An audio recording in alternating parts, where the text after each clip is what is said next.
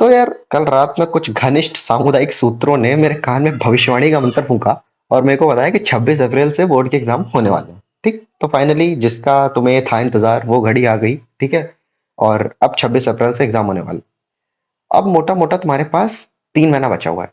और इस न्यूज ने कुछ बच्चों के घर पे हिरोशिमा नागासाकी का बॉम्ब फोड़ दिया है, क्योंकि अब वो जागेंगे, अपनी कब्र से निकलेंगे कि अब तो पढ़ना है। तो मैं अपनी वीडियो लेके आ गया भाई। मैंने कहा चलो ठीक है, बताते हैं कि क्या करना है क्या नहीं करना है। ठीक, ये सब लिखा हुआ है पीछे कि एक चैप्टर को कंप्लीट करने के लिए कौन कौन से बॉक्सेस तुमको टिक करने हैं। ओके, अब तुमको मजे की बात बताता हूँ। देखो, अभी भी तुम्हारे पास 3 महीना है। 1.5 महीने तुम अभी भी तुम चैप्टर कंप्लीशन को दे सकते हो। अगर तुम्हारा कोर्स नहीं कंप्लीट है या फिर तुम आधे 50% कोर्स पे हो, 50% 1.5 महीने में हो सकता है। मैं सच बता रहा हूँ, 50% 1.5 महीने में हो सकता है, आधा रटने पे आधा समझने पे। ठीक, दोनों को मिक्सअप करने चलना पड़ेगा, स्मार्ट स्टडी करनी पड़ेगी, बट ऐसे चल जाएगा आराम से। ठीक है, कोई दिक्कत नहीं होने वाली तुम्हें। ठीक, तो अगर अभी बात करें तो हमारे पास लगभग लगभग ऑन एन एवरेज 76 डेज हैं। ठीक है, 10 मार्च से 10 फेब ये हो गया अपना 30 दिन, और 10 मार्च से 10 अप्रैल वो हो गया 30, और उधर वो 16, तो हमारे पास 76 डेज है। बट उसमें से 6 दिन तुम्हारे उसमें जाएंगे आखिरी के, जब तुम्हारा वो सब्जेक्ट का पेपर होगा, तुम वही सब्जेक्ट पढ़ रहे होगे मोस्ट प्रोबेबली। और उससे पहले के जो 5 दिन होंगे वो तुम ये सोच में बिता दोगे कि अरे यार पेपर आ गए, अरे भाई बोर्ड के एग्जाम आ गए, कैसे करेंगे कैसे करेंगे। ठीक, तो मुझे पता है वो, तो उसको 11 दिन को हटा देते हैं सड़ाक से। बचे तो हमारे पास 65 डेज। अब मैं अगर तुमसे कहूं कि इन 65 डेज में से तुम 35 डेज निकाल दो, -35, बचे 30। अब मैंने क्यों निकलवा दिया 35 डेज? देखो, अभी भी तुम्हारे पास टाइम है पूरे पूरे चैप्टर्स को स्क्रैच से शुरू करके एक एडवांस लेवल पे जाके खत्म करने का, बोर्ड के परस्पेक्टिव से एक एडवांस लेवल पे ले आने का। लाइक बोर्ड में अगर कोई भी क्वेश्चन उस चैप्टर से आएगा तुम कर लोगे, ये टाइम है तुम्हारे पास अभी। ठीक, कैसे देखो मैं तुमको बताता हूं। एक पाथवे फॉलो होता है हर एक सब्जेक्ट को खत्म करने का, और सिमिलरली सब्जेक्ट बनता किससे? चैप्टर से। तो मतलब एक चैप्टर का पाथवे होता है खत्म करने का। अब हम आज सीखेंगे कि क्या हमको कैसे उस पाथवे पे जाना है, कैसे अपने मैप्स बनाने और कैसे चैप्टर को खत्म करना है। ओके, तो लेट्स गो। 35 घंटे में तुम नए चैप्टर्स कंप्लीट कर रहे होगे और पुराने चैप्टर्स का रिवीजन कर रहे होगे। ठीक है, ये 30 दिन काय के लिए रखे हैं बाद में बताऊंगा। ओके, अब नए चैप्टर और क्या बोलते हैं, नए चैप्टर कर रहे होगे और रिवीजन कर रहे होगे पुराने चैप्टर्स का। अब देखो तुम्हारे पास लोग 5-6 सब्जेक्ट होते हैं। ठीक, 5 सब्जेक्ट होते हैं। तो उसमें तुम क्या करते हो? देखो, तुम जो तुमको कुछ चैप्टर्स होंगे जो बिल्कुल आते होंगे, कुछ सब्जेक्ट्स होंगे जो तुम्हें बहुत अच्छे से आते होंगे, उनका तुम रिवीजन करते रहो। पर अभी दिमाग में ये मत लाना कि अरे यार अब तो टाइम नहीं बचा, आप कैसे करेंगे, नए चैप्टर नहीं हो सकते। 1 महीने में तुम पूरा पूरा कोर्स खत्म कर सकते हो। तुम इतना बड़ा कोर्स नहीं है तुम्हारे पास। ठीक है, कर सकते हो, बट अब मैं बताता हूँ कैसे। फॉर एन एग्जाम्पल हम फिजिक्स को लेते हैं। ठीक, अब फिजिक्स में पहला चैप्टर है तुम्हारा। तो तुम कैसे डिटरमाइन करते हो? और सुनो, जिनका कोर्स हो गया है और जिनका कोर्स नहीं हुआ, दोनों लोग के लिए ये चीज है, यहां से दोनों के लिए वीडियो चलेगी अब। ठीक, मान लो पहला चैप्टर है, तुम्हें कैसे पता चलेगा कि मेरा चैप्टर हो गया? काफी लोग को प्रॉब्लम आती है कि यार सर समझ नहीं आ रहा कि कैसे पूरा चैप्टर कंप्लीट हो गया, कैसे अपने पे भरोसा दिलाए कि हाँ कंप्लीट है। देखो, सबसे पहले होता है उसमें थ्योरी और डेरिवेशंस। अगर वो फिजिक्स केमिस्ट्री और मैथ्स है तो प्रॉब्लम्स डेरिवेशन थ्योरी यही चीजें होती है उसमें। बाकी सब्जेक्ट्स में खाली थ्योरी होती है।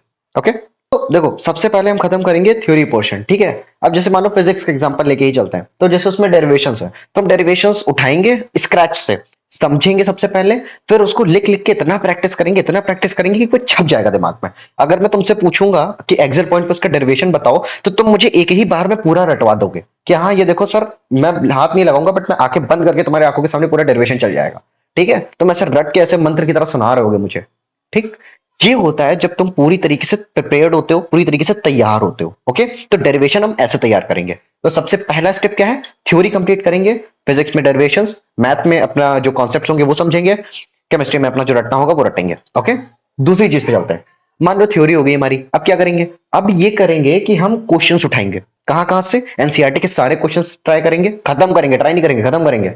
एडिशनल एडिशनल भी अब लगाने हैं तुम्हें। हो सकता है तुम्हारे टीचर ने कहा कि एडिशनल का फर्क नहीं पड़ता, बहुत फर्क पड़ता है। क्वेश्चन आते हैं, 2020 में 4 क्वेश्चन आए थे। ठीक है, तो होता है, और कठिन क्वेश्चन थे, आसान नहीं थे वो। ठीक है, उसके बाद देखो और मैं बताता हूँ, इसके साथ में देखो मैंने प्लस लगा के रेफरेंस लिखा हुआ है, क्योंकि देखो यार रेफरेंस ना एक बल्क ऑफ क्वेश्चंस कैरी करता है।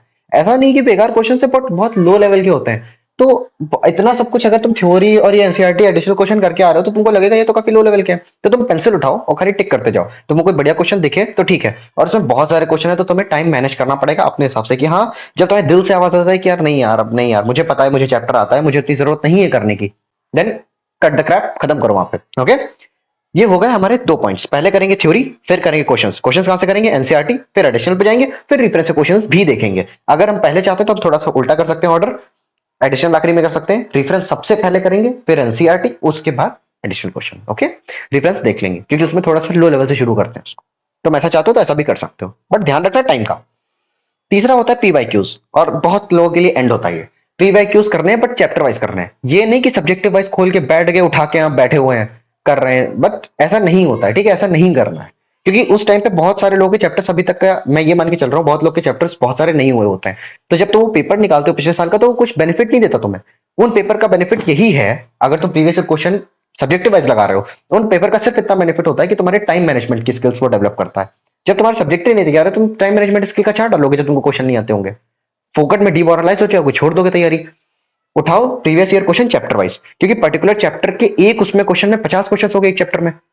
ठीक, अब हो सकता है सब्जेक्टिव पेपर में आया ही ना हो, जब तूने पूरा सब्जेक्ट का पेपर उठाया तो हो सकता है उसमें एक भी क्वेश्चन आया हो या फिर एक क्वेश्चन आया हो। तो प्रिपरेशन तो इसमें ज्यादा हो रही है ना चैप्टर वाइज लगाने के बाद। मैं मानता हूँ छोटे छोटे क्वेश्चन होते हैं, सरल सरल क्वेश्चन होते हैं, बट लेट इट बी। जल्दी जल्दी हो भी तो जाएंगे, तुमने लिख लिख के प्रैक्टिस नहीं करनी है यार। रिविजन करने लिख लिख के प्रैक्टिस कर लो, बाद में तुम्हारे दिमाग में चलने चाहिए वो क्वेश्चन। ठीक, और बहुत सारे क्वेश्चन ऐसे पेंसिल से हो जाएंगे वहीं पे। करो ना, कम से कम मिनिमम 2 टाइम तुमको करना है। तुम टॉपर हो, तुम एवरेज हो, एवरेज खैर कुछ होता नहीं है, बट तुम्हारी प्रिपरेशन किसी भी लेवल पे है, ठीक है, तो तुम्हें 2 बार मिनिमम करने हैं। ओके, चलो। तीन, चौथा आता है सब्जेक्टिव। अब सब्जेक्टिव कब पढ़ते हैं? अब सब्जेक्टिव करेंगे हम ये आखिरी के बचे हुए 30 दिनों में। 35 के बाद जो आखिरी के 30 दिन बचेंगे उसमें हम ये कर रहे होंगे। ओके, तो अभी अपना हो गया। और इन सब चीजों को अब देखो, मैंने क्यों सब्जेक्टिव आखिरी के 30 दिन में रखा है, अभी क्यों नहीं करना। सब्जेक्टिव का मेन मोटो ये होता है कि तुमको टाइम मैनेजमेंट की स्किल सिखाता है वो, कि 3 घंटे में अपना पेपर कैसे लिख पा रहे हैं कि नहीं लिख पा रहे, नहीं लिख पा रहे तो कितनी तेज करनी है, कितनी धीमे करनी है। एक प्रेशर सिचुएशन बना के बैठते हो और वो तुमको माइंड को ट्रेनिंग करते हो बेसिकली। ठीक है, माइंड और बॉडी की ट्रेनिंग होती है उस पर्टिकुलर मोमेंट पे। वो हम आखिरी के 30 दिन में करेंगे, हो जाएगा।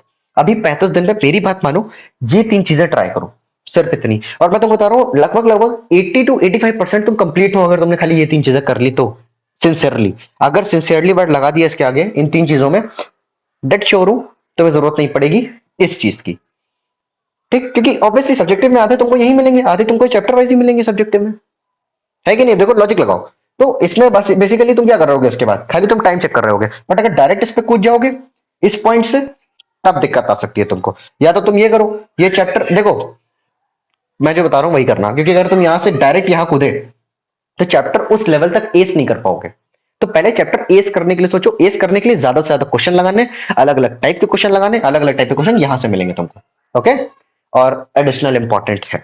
ठीक है, आते हैं क्वेश्चन उसमें से। तो आज के लिए इतना ही रखते हैं, ठीक है। अब अपने भाई धागे खोल के भागो, सारे वाले घोड़े वोड़े खोल दो, वरना किसी तरह से खिलखिलाते धूप में रिजल्ट के बाद तुम्हारे पूजनीय पिताजी तुम्हें से तार पे पजामे के साथ सुखा देंगे। ठीक है, तो अब 3 महीने में हम भी देखते हैं, तुम भी देखो क्या कर सकते हो, और हो जाएगा, टेंशन नहीं लेना। ठीक है, बाय बाय।